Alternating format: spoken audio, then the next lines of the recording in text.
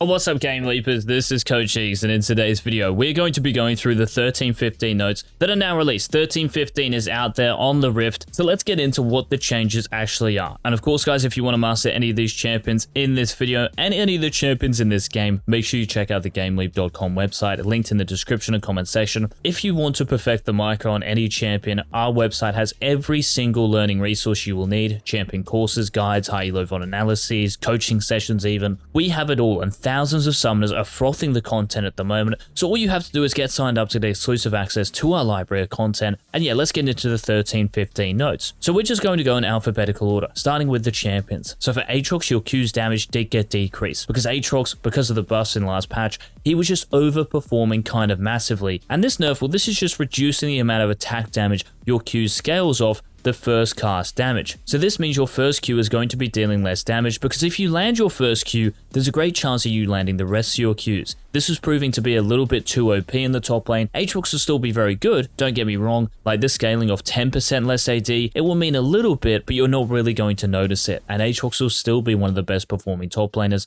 so there's no reason to stop playing it. Now next up we have Caitlyn, who got some nice buffs. So your passive, your headshot, the critical strike chance, the scaling got increased in this, and this is really nice because not only does this mean from your W or just like how many times you auto attack, like getting to 8 stacks, also your E-Ride. This is really nice for Caitlyn. The best Caitlyns in the world will use their headshots with much more regularity than those in lower elos. So if you're a good Caitlyn player, this should sound really good to you. And also they're throwing in an ultimate buff as well, so the critical strike chance in your ultimate, the actual additional damage this deals has been increased based on crit. So if you're building something like Infinity Edge with maybe like Collector, might be interesting going lethality Caitlyn as well. This could be even better. So Caitlyn mains, if you are out there, let us know in the comment section what you think of these crit buffs. Now moving on, back to the top lane here, we're talking about Camille, and this champion is getting buffed. I don't really see the reason why. I think Camille is still in a decent position, but yeah, she is getting buffed, that's just the fact of it. So your AD growth is increasing by 0.3, so this means like later into a game you're going to have a bit more attack damage, but that's about it, just a bit more. It's not like the biggest buff in the world, but they're also buffing your ultimates on hit damage. So your base bonus magic damage per attack, this is actually increasing by quite a lot, going from 5 to 20, and then 10 to 30, and then 15 to 40. So this is increasing by 15, 20, and then 25 at each rank. So level 6, level 11, and level 16. These seem like decent buffs, and for a champion, I don't know how much she needed them. This might push Camille back into really OP territory. Now staying in the top lane, a champion who might become really OP because of some legit big buffs, this is Gwen. So not only are they buffing your health regeneration, which means your sustain in the top lane is going to be even better. You're going to be harder to poke out of it, which is good for your like kind of range matchups, I guess. But also here they're buffing your W's bonus armor and magic resistance. So this means when your W is going, you're going to be harder to kill. Especially early game, this might be really big because the base bonus armor and magic resistance, this is increasing by 5. So watch out for Gwen in 13.15. It looks like she's going to be a lot to handle. Now moving into the jungle here, guys, there are lots of changes for Ivern. So not only is your magic resistance decreasing, but they're also nerfing Daisy, so the duration, this is decreasing. The armor and magic resistance on Daisy is also decreasing, the HP is decreasing, and the attack damage is decreasing as well. Because Ivern with Night Harvester and Daisy going around one-shotting people is really OP, this is why these nerfs are coming in. But what they're doing in return, they are buffing the ally on hit damage, and they're also adjusting the shield strength. So what they're trying to do here, Rito, they're trying to make you just like a pure enchanter or like support type champion with utility, rather than actually being like a full damage dealer with Night Harvester and like Magi's and Sorceress Shoes. So probably the build in 13.15 for the Vern is gonna be something around like Shurelya's or maybe Helia. Even Moonstone can work on him, right? These items, rather than going like full AP Ivern. So they're trying to bring him back into utility mode, and I think these changes will do the trick here,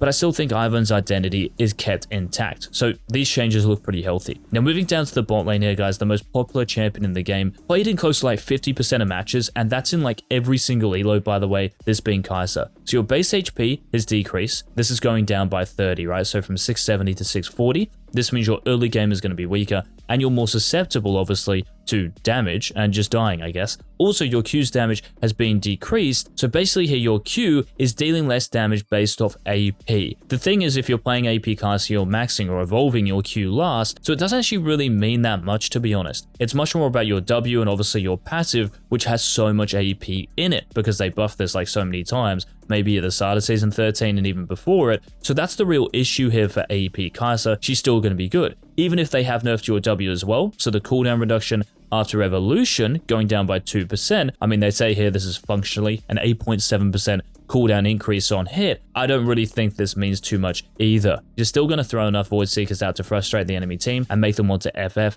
So AP Kai'Sa I still think is going to be absolutely fine. Yes, she is weaker because of these nerfs, but she is still a champion as far as her AP variant goes. AD Kai'Sa though might be even better, and I've talked about how you can play and abuse AD Kai'Sa in our recent videos. But yeah, Kai'Sa I still think is going to be the most played champion despite these changes. Now moving into the jungle here, we have Maokai getting nerfed, and kind of unfortunate because he's so prolific in pro play. So for Maokai, your Q's damage to monsters is decreasing. You'll still be fine, I'm pretty sure, like you'll still be able to clear through camps at a quick enough speed to compete with everyone else. But yeah, this is just a pro play nerf. Moving down to the bot lane here, guys, we have Nami. So your passive bonus movement speed is increasing, and your Q's base damage is increasing as well. Now, the passive movement speed increasing, I think, is really nice. And yes, your Q's damage going up is actually really big, I think. Like, this going up by 15, like the base damage, is kind of huge. This means, like, if you land a Q, you're almost, like, guaranteed to get a kill, I think. But the issue here for Nami is, like, your playstyle is really around trading with your W, right? That's about it. Like, your Q is useful, don't get me wrong, but you're not, like, an engaged champion. So I think the better buff or change would have been around, like, changing your W.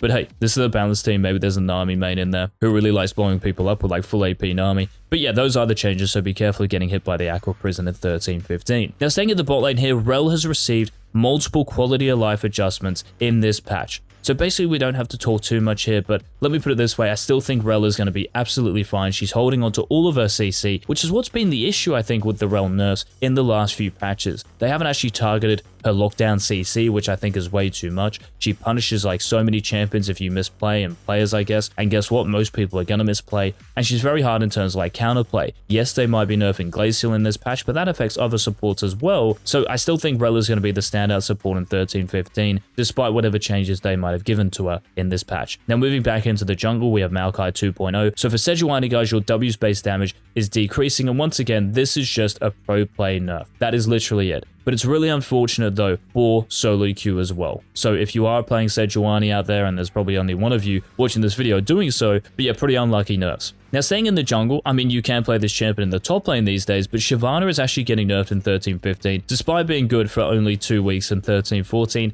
Again, this is pretty unfortunate. I don't know if this was actually warranted, but anyway, Shyvana's attack damage growth, this is going down, so you're getting less attack damage per level, and then your health growth as well, you're not going to have as much HP in the late game. Maybe there was some build out there with like Frostfire Gauntlet that was really popping off, but to be honest, man, I think there are other champions out there who could have got nerfed before Shyvana, whether it be like Jax, Fiora, maybe like LeBlanc with Static Shiv. Shyvana being good for 2 weeks and then getting nerfed like this, it's pretty unfortunate. Now moving into the mid lane and jungle, perhaps the biggest buffs of the patch belong to Taliyah. So your Q's damage is increasing, so the base damage is going up by 5 at each rank, and this is important because you are maxing your Q first, so a better early to mid game, and then your E, your Unraveled Earth, the cooldown is going down here at earlier ranks. Now you are going to be maxing this second, but this just being on a 2-second lower cooldown at rank 1, this is kind of huge. Also, they have buffed your damage to monsters with your Unraveled Earth, so if you're playing jungle Taliyah, you will be able to clear those multiple jungle camps like Krugs, Raptors, and Wolves quicker. This is really, really nice, but I'm expecting to see Taliyah in like every single pro play game after this. And hopefully Midbiz can get to Korean Challenger with this. Now the final 2 champions here, guys, in 13-15 to talk about, we have the brothers, we have Yasuo, and then we have Yone. So for Yasuo, your passive shield, the scaling has been adjusted here, so it's now going to scale linearly. Before this patch, it was kind of like scaling weirdly. I don't know how else to put it, where you weren't getting like the same amount of shield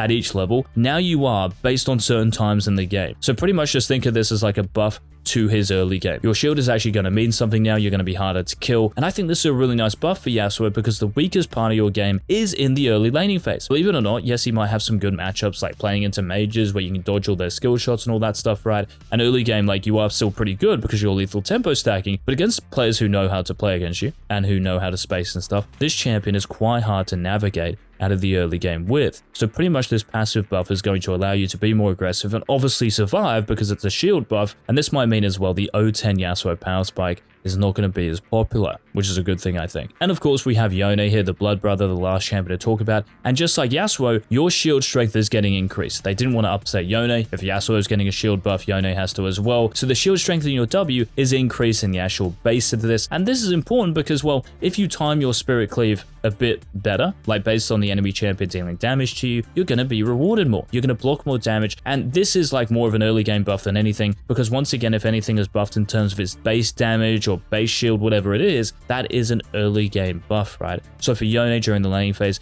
this makes you a little bit harder to kill, and hopefully you can get to the late game, get to the 1.33 second Q, and pop off like you do most of the time. This makes his trading better during the laning phase, of course. So Yone, Yasuo mains, if you're out there, let us know in the comment section what you think of these. So guys, those were the big champion changes in 13.15. Thank you so much for watching our video. If you did enjoy it, please remember to leave a like down below, and I will see you on our next one. This has been Coach Cheeks. Peace.